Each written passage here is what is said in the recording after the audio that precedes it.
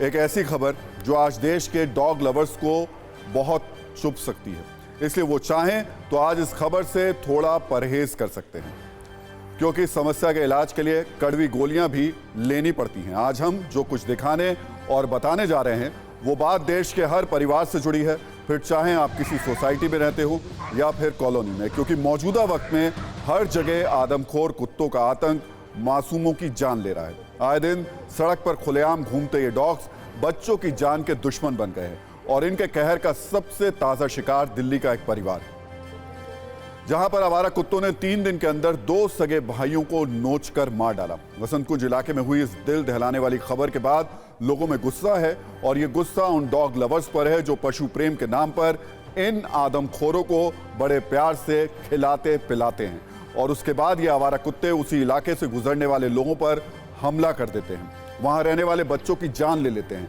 इसलिए लोग आज डॉग लवर्स से कुछ सवाल भी पूछ रहे हैं और ये सवाल अपने आप में एक कठिन प्रश्न पत्र की तरह। पहला प्रश्न ये कि आखिर कातिल आवारा कुत्तों पर डॉग लवर्स का मौन व्रत कब टूटेगा। दूसरा प्रश्न ये कि आए दिन कुत्ते जो हत्याएं कर रहे हैं उनकी जिम्मेदारी कौन लेगा। तीसरा प्रश्न, क्या आवारा कुत्तों के लिए इंसानों की जिंदगी खतरे में डालना सही है। चौथा सवाल, पशु प्रेम समझ में आता है लेकिन आवारा पशु प्रेम कितना जायज है। और एक सवाल यह भी कि क्या पशु अधिकारों के लिए मानव अधिकारों की बलि उचित है। आज हमने भी आवारा कुत्तों के आतंक से जुड़ी सत्ता की ऐसी कुंजी तैयार की है जो बहुत से लोगों की आंखें खोल देगी। लेकिन सबसे पहले देखिए दिल्ली के वसंत कुंज इलाके में आवारा कुत्तों के आतंक पर यह रिपोर्ट।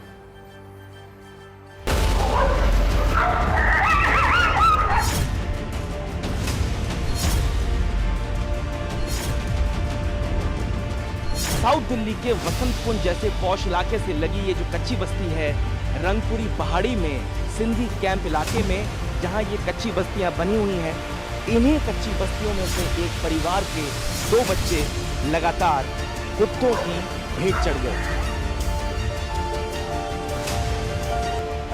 10 मार्च को आनंद, उसके बाद 12 मार्च को उसी का छोटा भाई आदित्य, दोनों ही इस जंगल में कुत्तों की भेंट चढ़ गए। जंगली कुत्ते जो कि इस जंगल में घूमते फिरते रहते हैं, यहाँ इन जंगली कुत्तों ने उनको नोच नोच के खा लिया।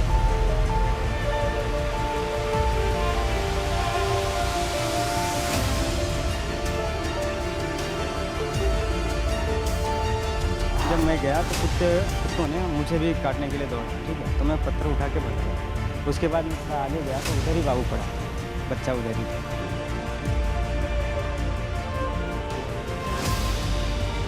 तो हमारे बच्चे तो अकेले ही रहते थे, अकेले जाते थे, कभी कुछ नहीं हुआ। उस दिन ऐसा हो गया।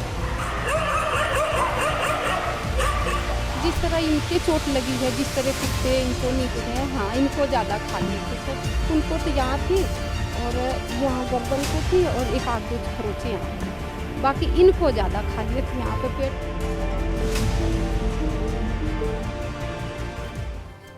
तो हर दिन सिर्फ तारीख बदल रही है, शहरों के नाम बदल रहे हैं, लेकिन यह भयानक तस्वीर बदलने का नाम नहीं ले रही है। इसी महीने 1 मार्च को उत्तर प्रदेश के बरेली में 20 कुत्तों ने मिलकर एक 2.5 साल की मासूम को नोचकर मार डाला। 20 फरवरी को हैदराबाद में स्ट्रीट डॉग्स के हमले में एक 4 साल के बच्चे की मौत हो गई और ऐसी तस्वीरें सामने आई जिसने हर किसी को हिला कर रख दिया। इससे एक दिन पहले शाहजहांपुर में आवारा कुत्तों ने 7 साल के बच्चे को मार डाला।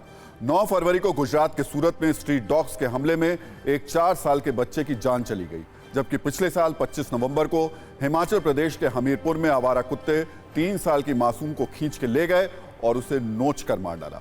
ऐसे में सवाल ये उठ रहा है कि आखिर कुत्ते कातिल कैसे बन गए और आखिर जो मौत आए दिन कुत्तों के हमलों से हो रही है उसकी जिम्मेदारी लेगा कौन। आवारा कुत्तों का आतंक समझाने के लिए हमने आपके लिए जो सत्ता की कुंजी तैयार की है, उसे देखने के बाद आप समझ जाएंगे कि अब यह समस्या कितनी बड़ी हो चुकी है। भारत में आवारा कुत्तों की मौजूदा संख्या करीब 1,60,00,000 है। यूपी, ओडिशा और महाराष्ट्र में सबसे ज्यादा आवारा कुत्ते हैं। साल 2021 में आवारा कुत्तों ने 17 लाख लोगों को काटा। एक रिपोर्ट के मुताबिक भारत में हर साल रेबीज से करीब 20,000 मौत होती हैं, जो दुनिया में रेबीज से होने वाली मौत का 36% है। तो देश की राजधानी दिल्ली में भी इन आवारा कुत्तों का आतंक लोगों को हर दिन खौफ से भर रहा है। पिछले 5 साल में ये स्ट्रीट डॉग्स दिल्ली में 82,000 लोगों को अपना शिकार बना चुके हैं। 82,000 लोगों को। साल 2018 में डिस्पेंसरी, कॉलोनी हॉस्पिटल और 5 मेन अस्पतालों से जो रिपोर्ट आई, उसमें कुत्तों के काटने के मामले 22,542 थे। साल 2019 में ऐसे 15,000 से ज्यादा मामले दिल्ली में रिपोर्ट किए गए। साल 2020 में फिर इनकी संख्या 22,000 के पार चली गई। हालांकि साल 2021 में दिल्ली में स्ट्रीट डॉग्स के हमले 8,000 से भी कम रिपोर्ट हुए, लेकिन साल 2022 में इनकी संख्या फिर करीब 14,000 दर्ज की गई। यानी दिल्ली में आवारा कुत्तों का आतंक एक बहुत बड़ी समस्या है। इसके लिए जरूरी कदम उठाए जाने की बहुत ही सख्त जरूरत है। लेकिन अब इस गंभीर मसले पर राजनीति और एक दूसरे पर आरोप लगाने का खेल अभी भी जारी है। 3 महीने हो गए अपने भ्रष्टाचार, कुकर्म और धरने प्रदर्शन मंत्री बनाने में व्यस्त है सरकार आम आदमी पार्टी की, जो बनी है, मेयर साहिबा बनी है, जो बनी है। और अब ये आवारा कुत्ते कौन उठाएगा? किसका काम है? म्यूनिसिपल का काम ये होता है जी। और उनकी गाड़ियों को कौन देखरेख कर रहा है? हेल्थ की गाड़ियों को कौन देखरेख कर रहा है? इस पे ध्यान ही नहीं है। पिछले 1 महीने में मैं 4 दफ़े कंप्लेंट कर चुका हूँ अपने एरिया से आवारा कुत्तों को उठाने के लिए, लेकिन एमसीडी के जो डिपार्टमेंट है वो ये कहता है जी हमारे पास अभी साधन नहीं है, क्योंकि उनका कोई कॉन्ट्रैक्ट वगैरह रिन्यू होना था, वो रिन्यू नहीं हुआ। और ये मेयर की सरासर लापरवाही है कि 1 महीने से ज़्यादा उनको कुर्सी पे बैठे हुए होगा, और जो कॉन्ट्रैक्ट हैं जो ख़त्म हो चुके हैं उनको रिन्यू तो करें, जिससे कि जो प्रक्रिया सामान्य रूप से चले। मौजूदा वक्त में समाज में आवारा कुत्तों को लेकर वैचारिक जंग जैसे हालात हैं। इस जंग में एक तरफ वो लोग हैं जो इनके आतंक से परेशान हैं, तो दूसरी ओर वो डॉग लवर्स हैं जो इनकी देख रेख करते हैं, इन्हें खाना खिलाते हैं। लेकिन जब यही आवारा कुत्ते किसी पर हमला करते हैं तो उसकी जिम्मेदारी कोई नहीं लेता। हम आपको लोकल सर्कल्स के सर्वे की एक रिपोर्ट दिखाते हैं। इसमें लोगों से पूछा गया था कुत्तों के काटने की घटना कितनी आम है, तो इसमें 56% लोग ऐसे थे जिनके लिए आवारा कुत्तों के हमले अब सामान्य बात है, जबकि 31% लोग पालतू कुत्तों के हमलों को आम बात समझते हैं। इस सर्वे में यह भी सवाल किया गया था कि आवारा कुत्तों पर नगर निगम कितना एक्टिव है, जिसमें 65% लोगों ने माना था कि स्ट्रीट डॉग्स पर नगर निगम का मैनेजमेंट पूरी तरीके से फेल है, जबकि सिर्फ 1% लोगों ने माना था कि नगर निगम आवारा कुत्तों की समस्या को बेहतर तरीके से मैनेज कर रही है। सबसे बड़ी बात यह कि आवारा कुत्तों की दिक्कत से निपटने में सिर्फ पशु प्रेमी ही दीवार नहीं है, बल्कि हमारे देश के कानून में भी आवारा कुत्तों के लिए कई नियम कायदे बनाए गए हैं। पशु क्रूरता निरोधक अधिनियम 1960 में बताया गया है कि आवारा कुत्ते देश के मूल निवासी हैं। आवारा कुत्ते जहां चाहे वहां रह सकते हैं, किसी को कुत्तों को भगाने का हक नहीं है, और आवारा कुत्तों से क्रूरता पर 5 साल तक की सजा भी हो सकती है। मतलब अगर आप गली के आवारा कुत्तों से परेशान हैं तो ठीक है, लेकिन अगर आपकी वजह से इन आवारा कुत्तों को कोई परेशानी हुई तो आपको कानूनी उलझन में फंसाया जा सकता है। आज हमारे कई न्यूज मित्रों की तरफ से एक सवाल यह भी पूछा जा रहा है कि क्या अब वाकई इंसानों की जिंदगी स्ट्रीट डॉग्स से सस्ती हो गई है, क्योंकि कानून कहता है कि अगर कुत्तों पर अत्याचार किया तो आप पर 50-25 हजार का जुर्माना और 5 साल की सजा हो सकती है, लेकिन अगर किसी पालतू कुत्ते ने इंसान को काट लिया तो मालिक पर सिर्फ 1,000 का जुर्माना और 6 महीने की जेल होगी। सोचिए, अगर ड्राइविंग के दौरान किसी नाबालिग से कोई हादसा हो जाए तो भी माता पिता को 3 साल की सजा होती है, लेकिन अगर पालतू कुत्ता किसी को नोच भी डाले तो उसके मालिक को सिर्फ 6 महीने की जेल होगी। वैसे आवारा कुत्तों के हमदर्द और स्ट्रीट डॉग लवर्स को लेकर अक्टूबर 2022 में बॉम्बे हाईकोर्ट की नागपुर बेंच ने सख्त टिप्पणी की थी, जिसे सुनने की जरूरत है। एक केस की सुनवाई के दौरान कोर्ट ने कहा था कि जो कोई भी आवारा कुत्तों को खिलाने में रुचि रखता है उसे औपचारिक रूप से कुत्तों को गोद लेना होगा और उन्हें पहले नगरपालिका अधिकारियों के पास रजिस्ट्रेशन कराना होगा और फिर उन्हें खाना खिलाना होगा। हालांकि इस आदेश के खिलाफ जब सुप्रीम कोर्ट में अपील की गई तो उसने नवंबर 2022 में इस पर रोक लगा दी। मौजूदा वक्त में आज समाज के बीच में एक बड़ी बहस का विषय यह बन चुका है। एक और वो लोग हैं जो इन आवारा कुत्तों के आतंक से सहमे हुए हैं, तो दूसरी ओर डॉग लवर्स हैं जो इनके सबसे बड़े हिमायती बने हुए हैं। हालांकि इसे लेकर हमने आज एनिमल एक्टिविस्ट और पशुओं से जुड़ी संस्था पीपल फॉर एनिमल की अंबिका शुक्ला से बात की। सुनिए उनका क्या कहना है। खेद इस बात की है कि कोई भी इंसिडेंट को ठीक से जांचा नहीं गया है कि क्या हुआ था, कैसे हुआ था और क्यों हुआ था, ताकि हम आगे बढ़ के वो सर्कमस्टेंस अवॉइड करें। WHO ने एक बहुत शानदार प्रोग्राम तैयार किया, उसका नाम है ABC, एनिमल बर्थ कंट्रोल, और जैसा उसका नाम वो उतना ही सरल प्रोग्राम है। इसके ज़रिए क्या किया जाता है, काट के 3 कारण होते हैं ज़्यादातर। एक होता है मेटिंग सीजन के दौरान, जब मेल्स जो होते हैं वो एक्साइटेड हो जाते हैं। दूसरा होता है बच्चे देने के बाद माँ प्रोटेक्टिव बन जाती है। और तीसरा होता है टेरिटोरियल फाइटिंग, जब एक कुत्ता दूसरे की जगह में घुस जाता है। पालतू कुत्ते होते हैं, अगर वो कुछ करते हैं तो उनका पूरा, जैसे कहते हैं ना, ब्लेम हम सारे कुत्तों पे डाल देते हैं। वैसे जंगली कुत्ते मतलब वो है तो रास्ते पे रहने वाले, अब क्या कर सकते हैं हम? एज पर लॉ हम उनको मार तो सकते नहीं हैं। लॉ बहुत क्लियरली कहता है स्टरलाइजेशन करो ताकि पॉपुलेशन इन कंट्रोल रहे। कोई म्यूनसिपल बॉडी अपना काम कर ही नहीं रही है। मतलब आज तक आप देख लो, दिल्ली के अंदर ही अगर आप MCD से जाके डेटा मांगो, या आप अगर MCD को कंप्लेंट भी करो स्टरलाइजेशन के लिए, उनके पास ना व्हीकल्स होती हैं पिकअप करने के लिए, ना जगह होती है जहाँ वो लेके जाए, तो फिर क्या करेंगे इसमें? फिर आते हैं हम पालतू कुत्ते, वहाँ भी कोई चेक नहीं है। अगर आपके पास एक पेट है, उसकी रिस्पॉन्सिबिलिटी तो उसके ओनर पे है ना। अगर पेट काटता है तो रिस्पॉन्सिबल तो ओनर ही है। अब आपको यह भी बताते हैं कि आक्रामक हो चुके इन आवारा कुत्तों के साथ विदेशों में क्या किया जाता है। जैसे अमेरिका में 3,500 से ज्यादा डॉग रेस्क्यू सेंटर्स हैं, जहां स्ट्रीट डॉग्स को रखा जाता है। लोग यहीं से आवारा कुत्तों को गोद लेते हैं। इतना ही नहीं, अमेरिका में हर साल 4 लाख आवारा कुत्ते मार दिए जाते हैं। इसी तरह ऑस्ट्रेलिया में सरकारी डॉग शेल्टर होम्स बनाए गए हैं, जहां 2 लाख कुत्ते हर वर्ष लाए जाते हैं और यहां 40,000 हिंसक कुत्तों को मार दिया जाता है। जबकि एक रिपोर्ट के मुताबिक इंग्लैंड में भी हर साल 20,000 आवारा हिंसक कुत्ते मार दिए जाते हैं। कुल मिलाकर इस खबर पर नजरिया 9 यह है कि आवारा पशुओं की आजादी और अधिकार अनलिमिटेड नहीं हो सकते हैं।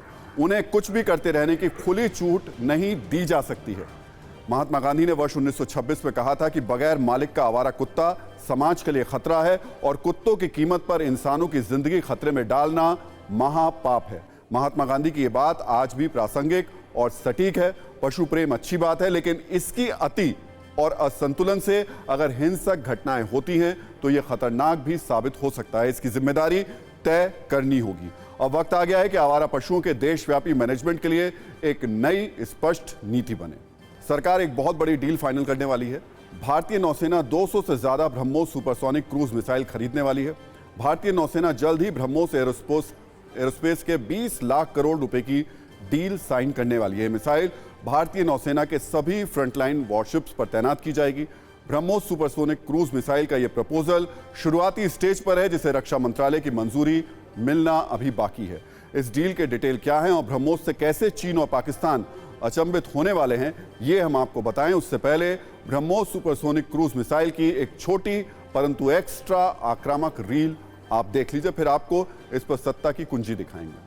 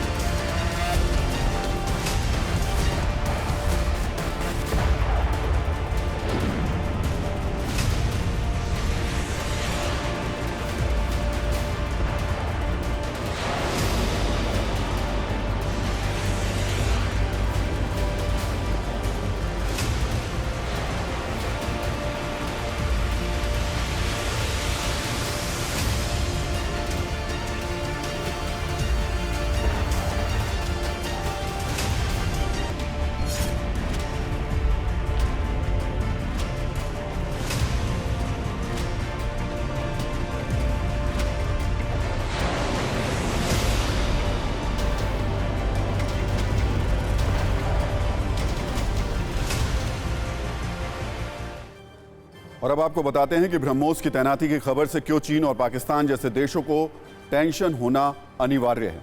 ब्रह्मोस दुनिया की सबसे तेज सुपरसोनिक मिसाइल है। ध्वनि की गति से करीब 3 गुनी रफ्तार से टारगेट पर अटैक करती है।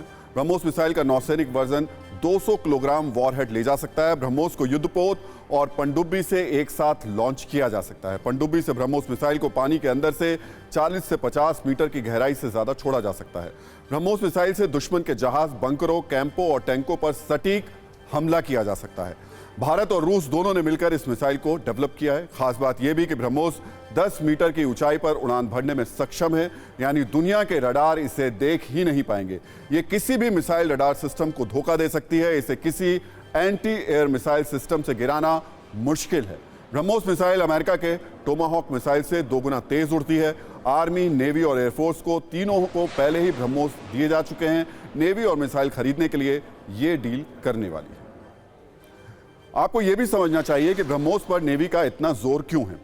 दरअसल नेवी में ब्रह्मोस की मांग इसलिए बहुत ज्यादा है क्योंकि इसके 4 नौसैनिक वर्जन हैं और चारों की टेक्नोलॉजी और अटैकिंग पावर बहुत ही कमाल की है।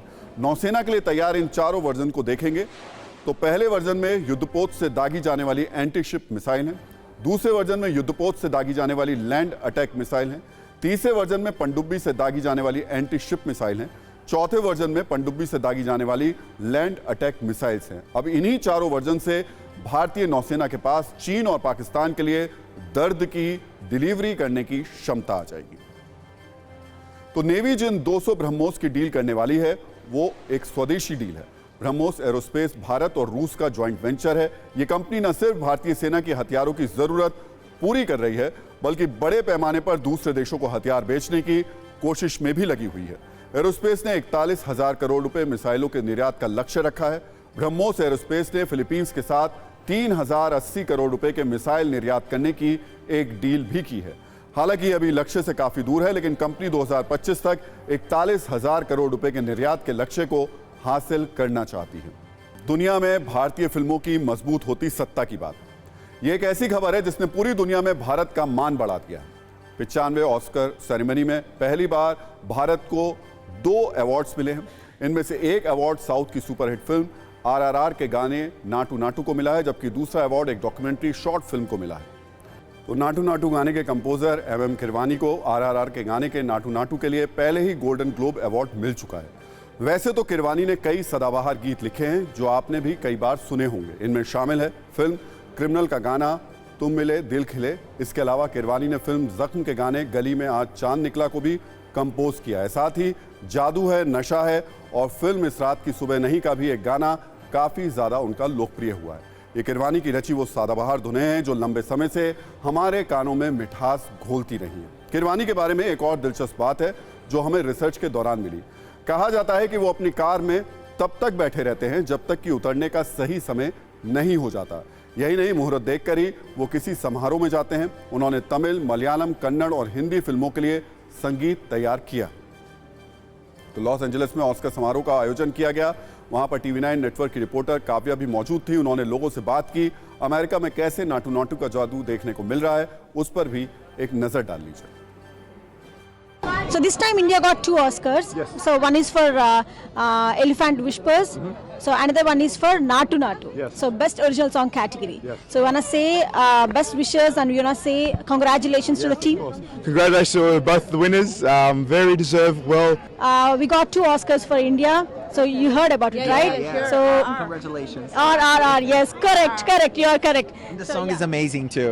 Yes, it's amazing, the song and also the choreography. तो RRR के गाने के अलावा आज हिंदुस्तान के खाते में एक और ऑस्कर अवार्ड आया है और वो जीता द एलिफेंट विस्पर्स ने, जो कि बेस्ट डॉक्यूमेंट्री शॉर्ट फिल्म बनी है। इस अवार्ड को प्रोड्यूसर गुनीत मोगा ने बनाया है और आपको बता दें कि इस फिल्म की कहानी दक्षिण भारत के एक कपल की है और इस शॉर्ट फिल्म के जरिए इंसान और जानवरों के बीच की बॉन्डिंग को दिखाया गया है, जिसे लोगों ने काफी पसंद किया और अब दुनिया भी इसकी दीवानी बन गई। अब बात नेताओं के बयानों की सत्ता की, जहां संवाद कम और विवाद ज्यादा है और विवादों का यह साया आज बजट सत्र पार्ट 2 के पहले दिन भी देखने को मिला। एक लंबे ब्रेक के बाद आज बजट सत्र की दूसरी पारी की शुरुआत हुई और शुरुआत में ही कांग्रेस सांसद राहुल गांधी के लंदन वाले एक बयान पर पक्ष और विपक्ष दोनों ओर से हंगामा, हमला और तीखे सवालों की बौछार देखने को मिली। दरअसल कुछ दिन पहले कांग्रेस सांसद राहुल गांधी ब्रिटेन गए थे। वहां उन्होंने एक कार्यक्रम में यह दावा किया था कि भारत में लोकतंत्र खत्म हो चुका है, लेकिन लोकतंत्र के तथाकथित रक्षक अमेरिका और यूरोप इससे अनजान है।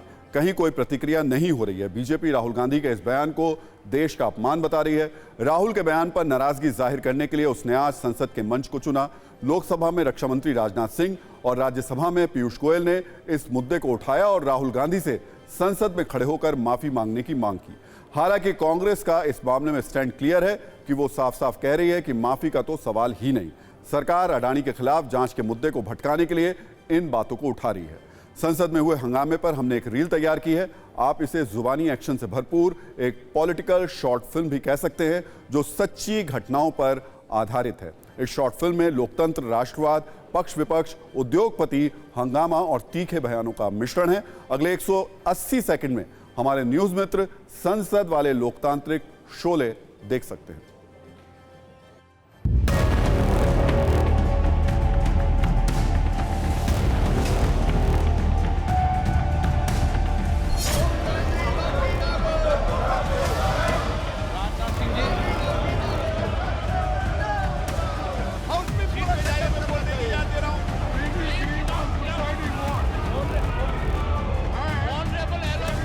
राहुल गांधी ने लंदन में जाकर भारत को बदनाम करने की कोशिश की है और कहा है कि भारत में लोकतांत्रिक व्यवस्था पूरी तरह से तहस-नहस हो रही है और विदेशी ताकतों को आकर यहां पर भारत के लोकतंत्र को बचाना चाहिए।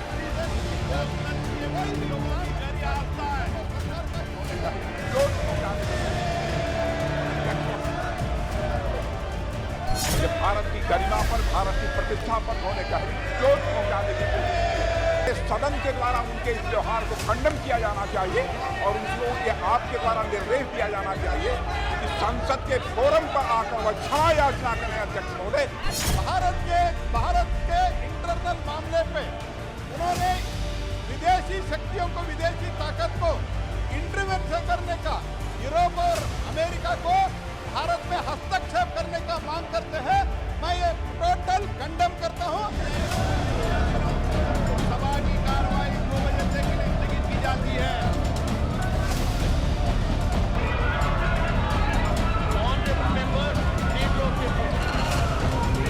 सारी दुनिया जानती है, अगर हमने कुछ कहा कि डेमोक्रेसी यहाँ पर नहीं चल रही ठीक ढंग से, संविधान के अनुसार नहीं चल रही है, डेमोक्रेसी के उसूलों के तहत नहीं चल रही है, पूरे देश और हर भारतवासी का उन्होंने माफी मांगनी चाहिए।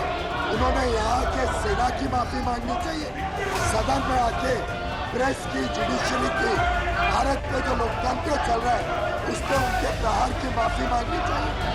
ये आजादी जी का प्रेस की है, जिसके पहले दिल्ली को रोक दिया।